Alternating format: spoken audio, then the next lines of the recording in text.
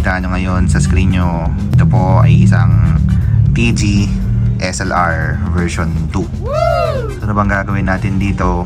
Siyempre yung walang kamatayang M90 at saka up na 11mm riser plastic. Tuturo ko sa inyo kung paano siya ilalagay yung spring kasi kailangan baklasin. Ito, tuturo ko na rin sa inyo kung paano siya babaklasin. Sa mga natatakot or nag-hesitate na baklasin to, madali lang naman. Kailangan nyo lang ng konting pasensya at syempre pag-iingat kasi maliliit yung tornilyo na ito, lalo na dito may mga spring pa yan. So yan, ambidextrous. Tuturo ko sa inyo kung paano yung proper na paglalagay niyan kasi wala pa ako nakikitang guide kung paano binabaklas ng TG SLR.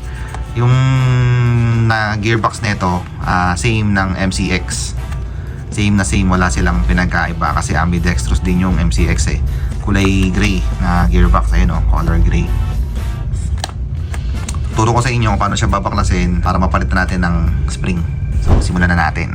So syempre talapag lang tayo gumagawa para mas mabidyoan natin ng mas maganda. So para unahin mo, syempre baklasin mo to or tanggalin mo to, itong buttstock, set aside mo muna. Tapos ito tanggalin din natin. So quick release naman yan, alam nyo na siguro ang tanggalin yan. So sunod yung rubber, kalasin muna natin kasi kailangan mahiwalay ito mamaya. So yan, pasensya ka na boss Anya, mukhang nahirapan akong tanggalin. Napunit ko ata. Napunit ko ng bagya sa taas, ang hirap kasi niyang baklasin. So kailangan kasi itong baklasin, ang tigas.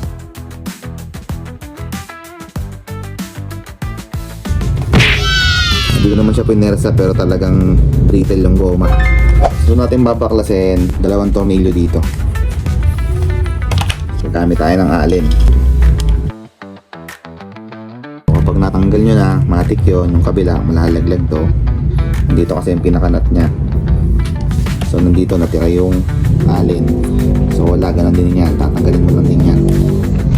So yan, tanggal. Set aside mo ulit, tabi mo para hindi mo makalimutan pag samahin mo. Then ito, pwede mo nang matanggal to, itong handrail ba tawag dito. Ayan, tanggalin natin. Ano lang, with tender loving care lang. Natin yung suppressor pala muna tanggalin. Ayan, so tanggal na siya. Set aside mo ulit, pagsamahin mo yung suppressor sa yung handrail. So makita na to. So itong part na to, metal to. So tatanggalin mo rin yan. Ang pagtanggal na ito is clockwise, pabaliktad. Yung paigpit, yun yung palawag na ito. So tanggalin mo na natin. So yan, tanggal na. Tanggal. So kung mapapansin nyo, puro kalawang yung loob kasi bakal yun Yan kalawang Natanggal nyo na yan. Ito, itong nakikita nyong bilog na to, may naihiwalay yan. Kung tatanggalin mo siya ng sa gitna, yan nahiwalay siya. Tanggalin mo lang, ayan, tanggal yung kabila. Yung kabilang part, tanggal na din. Sa set aside mo rin. Then sunod nating tatanggalin, siguro ito muna, yung dalawang tornilyo nandito, saka yung nandito. So dali lang naman yan, alin lang din yan. Yan, tapos pagtanggal mo yan, ayun, nalaglag pa. Ayan, pagsamahin mo sila para di mawala. Yung kabilang side naman na ito, ganun din natin. Ayun na yung pinaka bolt. Pagsamahin mo ulit yung mismong tornilyo, lagay mo doon. Ayan, para hindi mawala, set aside mo ulit.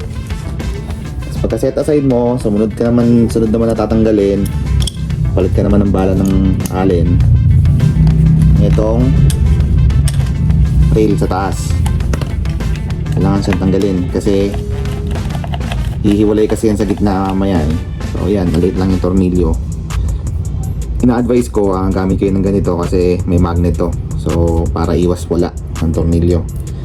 So para matanggal mo siya, angat mo lang to sa virgin pa to eh. Angat mo lang siya. Pagkaangat mo dito, tulak mo na siya, slide mo na pag ganun. Yan, o yan, bilis na natanggal. Ni-slide ko lang. Kasi yung iba tinatanggal paiklat, so ang tendency bali. So ito yung purpose ng video, para turuan kayo ng tama kung paano tatanggalin. Sumunod na tatanggalin natin, dito na sa ilalim, tanggalin natin yung tornilyo. Pare-paras na ng laki ng alin yan. Tapos pagkalawag mo ng tornilyo sa gitna, ito may hawakan dito, may hawakan dyan kabilaan, hilahin mo lang. So masikip pa, kung masikip, may naka-ano pa, naka-tornilyo pa, huwag pa konti, then yan na, tanggal na. Kung nyo nang tanggalin yung tornilyo, set aside nyo na lang para hindi mawala.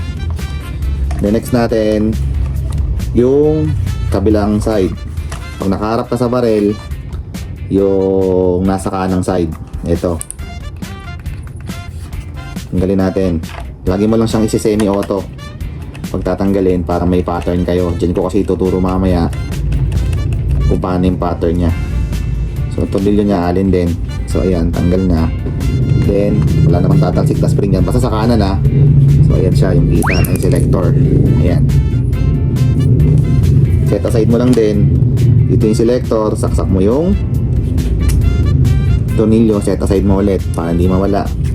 Then ito na yung medyo crucial, yung left side na ambidextrous na fire selector. Make sure naka semi-auto sa gitna. Tanggalin nyo siya kasi may spring po ito, mga sir. Okay, tanggalin natin ha. So natanggal na yung tornilyo. So pagkatanggal na, ingatan nyo lang kasi may spring yan, saka plastic na parang bola-bola sa loob. So pagtanggal nyan, para hindi mawala, baliktarin nyo ulit, saluhin nyo ng kamay nyo. Then ayan, makikita nyo, ito na siya. Makikita mo, makikita sa camera, may pink yan. Sa ilalim ng pink meron niyang spring. So yun yung naglalak dito sa pinaka bilog-bilog na to, para yung nagki-clicking sounds. So yun yung naglalak. So sa fire selector, mamaya tuturo ko ulit tama. Tuturo ko sa inyo yung pagbabalik ng tama niyan mamaya. So ngayon, baklasin muna natin. Sunod yung mag-release. Mag-release na ito, malupit din to si TD. Ambidextrous din ba to? Oo, ambidextrous din. Pero plastic talaga siya, literal na plastic. So yan, dadami ka lang naman ng pili para matanggal yun. Tapos yan, ito na yung sa mag-release button. Then may spring yan. Pagsama-samahin nyo na lang sila para hindi mawala. So ito, tornilyo, tapos yung spring. Ito yung spring. Ay, ano ba yan, tumalsik. Ayan, yung spring. Sama-samahin mo sila. Then, ayan. So di ko na gaano pinapakita kasi self-explanatory naman yan. Pag tinanggal mo, kung nandito ka sa kalagayan ko, mabilis lang yan. So next na tatanggalin na tornilyo, mapapansin nyo, dito, ito yung gusto din nagkakamali yung ibang nagbabaklas. Hindi nila nakikita, may tornilyo pa dito. Alin din yan. Same size nung pantanggal nung ibang pinatanggal nyo kanina, yung maliit. So ayan o. Tanggalin nyo rin yan. So ayan yung tornilyo, set aside nyo ulit. Tapos next na tatanggalin nyo yung dalawa dito sa dalawa. Pare-paras na ng size yan, yung tatlong tinatanggal ko na huli. Pangalawa, then pangatlo. Okay. So ayan na, pwede na siyang ihiwalay sa gitna. All goods na yun, wala ka nang kailangan tanggalin pa dito. Pwede mo na siyang hiklatin. So ito, medyo crucial to kasi medyo tawag dito, medyo virgin pa to. So kailangan yung yung charging handle, kailangan nyo medyo iangat ng ganun para mahiwalay. Yan, hinihiwalay ko siya. Hinihiwalay ko siya ng dahan-dahan. Teka, lagay ko nga muna tong spring na itong mag-release sa tornilyo. Samahin natin, baka mamaya matsambahan tayo, mawala pa. Wala akong pamalit dyan. So, ganito yung itsura pag pinagsama mo yung sa mag-release para di niya mawala. So, kapag medyo nahihirapan ka na, gamit ka ng pangiklat. Yung maliliit na flat screw. Iwasan mo lang din na magasgas yung mismong unit, ingatan nyo. Kasi syempre hindi yan sa atin. Pagka ayaw pa din, gamitan mo ng medyo malaki para hindi magasgas. Yan, niwalay na. Tapos sa kabila, ganun din. Iklat lang din konti. Gamit ka ng kahit anong tools na po pwedeng mahaba. Yung pagka-iklat niyan, ayan na yung charging handle. Medyo itaas mo. Kasi ayan o. Ayan na siya. Wala namang tatalsik dyan. So ayan na yung kalahati. So ito na siya. Ito na yung sinasabi ko ngayon. Sa ambidextrous na mekanismo, make sure na kapag sinemi-auto mo, tandaan mo na yung sa right side, pag nakataligot sa yung barrel, pag nandun nakaharap yung butas ng labasan ng bala, sa right side, which is ito yun, yung una natin tinanggal kanina na fire selector, yung pinaka-kuntil, nasa baba yan. Then pagdating sa kabila, kapag hiniwalay mo kasi to, ay nalaglag na. So yan o, nalaglag na yung gear. So okay lang naman yan, kaya naman natin ibalik yan. Sa kabila naman, hindi ko na kasi babaklasin to, hindi ko nahihiwalay para hindi na ako mahirapan. Meron dyan, yung puti, parang pa rainbow. So yun parang naka-arc na ito na groove. Kasi doon papasok yung naka-arc din na fire selector, yun yung merong spring dito yung sa left side Pa-arc na pa ganun no, pa ganyan, pa ganito, yan, pa ganyan. Meron yan, hindi kasi makikita sa camera pero nandyan yan. Yung kasi yung semi-auto. Oo, sige, baklasin na lang natin para hindi ako nahihirapan. So, para mabaklas nyo to, nakikita nyo to, yung tornilyo na to, isang piraso lang naman yan. Yung dito, ito. Yun lang naman ang tornilyo nyan. Baklasin natin. Kailangan din palang baklasin kasi hindi, may harang pala dun sa spring guide. Dali muna natin tong charging handle. Make sure din na hindi nyo mawawala tong tornilyo na to. Yung sa may rail, minsan humihiwala yan. Tanggal tayo ng charging handle. Ayun na nga, umiwalay na. Spring, charging handle. Ito yung sinasabi kong tornilyo na square. Tago nyo lang, humihiwalay talaga yan. Kung natanggal nyo na yung tornilyo doon, luwagan nyo lang din itong tornilyo dito. So yan, tanggal na siya So mapapakita ko na sa inyo ngayon yung sinasabi kong arch. Arch tuloy, arc pala.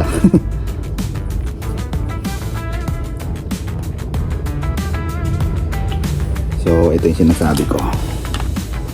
Kapag naka-semi, ito may makikita kang arc dyan. Ayan sa taas. So dapat nandyan yan, parang pa-rainbow. Kapartner niyan sa kabila, yun yung nakababa yung pinaka-kuntil dito, which is etong gear na to. Yan. Hindi siya nakaayos, mamaya ayusin natin. Basta nakababa siya, as in babang ganon, walang angulo, sin pa ganon lang. Nakalimutan ko ngayon sabihin sa inyo, papalitan pala natin to ng barrel kasi hindi natin malalagay yung up dahil saktong-sakto lang to dun sa dulo. So kailangan nating palitan ng barrel to. Ang ipapalit nating barrel is 7.1 para matanggal nyo tong tipis yan. Hiklatin nyo lang naman din yan. So pag ayaw, luluwagan nyo yung dalawang tornilyo sa may gearbox. Dali lang naman yan. Luwag lang, huwag nyo nang tanggalin. So kung naluwagan nyo na, ayan, tanggal na. Doon lang kasimple. So ito, tatanggalin natin to, i-heat gun natin to. So yan, i-heat gun ko. Tanggal na So ito kadiri na talaga, puro kalawang. So ito yung ipapalit natin, 43 cm. Grabe yung diferensya niya, medyo malaki. Ayan o. Bali ang gagawin dyan, puputulan pa yan. Siguro mga dito. Kasi para may kapitan ng half-up. So install ko muna siya dito sa T-piece. Pakita ko lang sa inyo mamaya once na nakakabit ko na. So ayan na po mga sir. Na-install ko na. So same ng install ko sa iba kong mga vlog. Ayan. Baliktad po ako maglagay ng barrel. Kasi yan, inuupaan ko po. Ayan, kita niyo yung ukaw, napasobra. Pero okay lang yan, hindi naman makikita yan. So airtight naman po yan, 4 speed. Kaya sure na sure po ako na wala tong air leak. Ang gitna rin po yan. Wow! May ibang mga gunsmith ng gel blaster hindi gumagamit or walang bilib sa 7.1. So ako kasi personally gamit ko talaga puro 7.1 halos sa isang dosena ng baril ko. So baka pito doon puro naka 7.1, the rest 7.3 or stock. So kapit na natin siya, pero bago yon palitan muna natin tong spring. So iyan na po, baklas ko na po yung stock na spring. Nasa kaliwa, nasa kanan is M90 po. Yan po yung difference nila. Mamaya after ng installation, pag nakabit ko na lahat-lahat, isisingit ko pala sa video na to yung FPS comparison ng stock na TG SLR version 2 versus sa naka-upgrade ng spring na M90 plus 7.1 na barrel. So malaking difference yan. Siguro So yan, ulitin ko nga pala, kapares pala ng gearbox na ito is TG-MCX. Same na same, walang pinagkaiba. Balik ko muna kung paano ko tinanggal kanina, ganun ko rin yan ibabalik. So baka hindi ko na ipakita yung video. Next na rapid sa screen nyo, buo na po siya. Baka yun na yung comparison ng dalawa. Stock versus super slightly upgraded. Yan na po mga sir. Wow! Buo na siya. Kaso hindi pa napuputol yung barrel. Kaya ako hindi pa pinutol yan kasi gusto kong mapakita sa inyo, what if ganito kahaba yung barrel mo, 43 cm na nakalagay sa Gen 8 na gearbox, ilang FPS nga ba? Pangalawang tanong, nagmamatter ba ang size or haba ng barrel kapag pinaiksi ko yan versus sa 43 cm na hindi ko pa pinuputulan? So, i-compare natin siya. So, unahin natin yung stock FPS. So, ito yung stock na FPS ng SLR. Testing natin. Firing. Uy, na. 277. 226. Ang lakas na. 286. 274. 283. 279. 259. Fire, 280. So 280. So average nito mga 270 to 280. Stock na FPS ng TG SLR version 2. So ito yung upgraded version ng TG SLR V2, naka M90 spring. Then mahaba pa yung barrel. Check natin kung ilang FPS. So single shot. Wala. 312. 325, 339, 348. Palakas ng palakas kasi nababasa na yung barrel. 7.1 po kasi kailangan niyang mabasa muna para tumulas yung gel ball. 340. So pumaling. 342, 327, 341. So try natin mag full auto kung ilang FPS pinaka-stable niya. So 340 average. Ito na yung naputulan ng barrel. So nilagyan ko ng suppressor para medyo maganda tingnan. So yun yung naputol. So sabay-sabay natin tingnan kung ilang FPS pa siya. Okay, single shot. 340. Malakas pa. 354, 350, 279, 353, 235, 339, 355, 125, mas lumakas pa. Aling niya. So, try naman nating mag full auto. So, makikita na ngayon yung difference, no? Sa konting pinutol. 355 na talaga. Bala. Pero, ang laki ng nilakas, oh. So, ayan na siya. Naputulan lang ng konti. So, balik tayo dito, mga sir. So, ngayon, pansin nyo, di ba? Mas lumakas nung naputulan ko yung barrel. Bakit? So may paliwanag kasi dyan. So hindi ako expert at lalong hindi ako naggagaling-galingan. Based lang to sa mga na-observe ko at mga nabasa ko.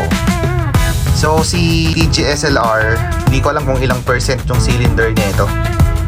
So may mga specs po kasi ng cylinder ang mga unit natin. So kung probably kung naka 70% or 80% to, malamang bagay yung haba niya dun sa current na haba niya ngayon, which is yung 43 cm minus ito.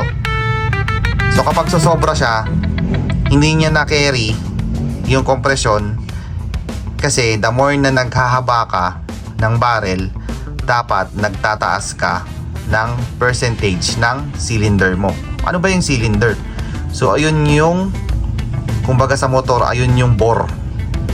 Ayun yung dinadaanan ng piston ng unit natin at piston ng motor. So si cylinder, nahati siya into different sizes. Merong 100%, 90%, 80%, 70, 60, 50. So sa current, di ko alam kung ilang percent yung cylinder neto, pero most likely mas akma yung percentage ng cylinder neto sa current na haba neto, kaya mas lumakas siya. So yun yung point ng topic na to, kaya ako pinag-compare yung tatlo. Stock EPS 43 cm na hindi pa nababawasan at versus nabawasan ng ganito. Hindi ko alam kung ilang cm to, ayoko nang sukatin. Tansyahin nyo na lang, basta ganyan siya kahaba. So, nagmamatter po talaga yung sizes at haba ng barrel. So, dapat imamatch nyo yung cylinder nyo sa haba ng barrel na gagamitin nyo. Malaking bagay po yun. Pwede nyo pong i-google kung ano yung match na sizes sa current na specs ng unit nyo ngayon para hindi po kayo maguluhan. Ayun lang po, yun lang po yung friendly tip ko sa inyo. Sana may natutunan kayo. Then kung nagustuhan niyo yung video, pwede nyo i-share sa mga friends nyo. Then palike na lang din po pang support sa vlog-vlogan ko. So yun lang po, maraming salamat.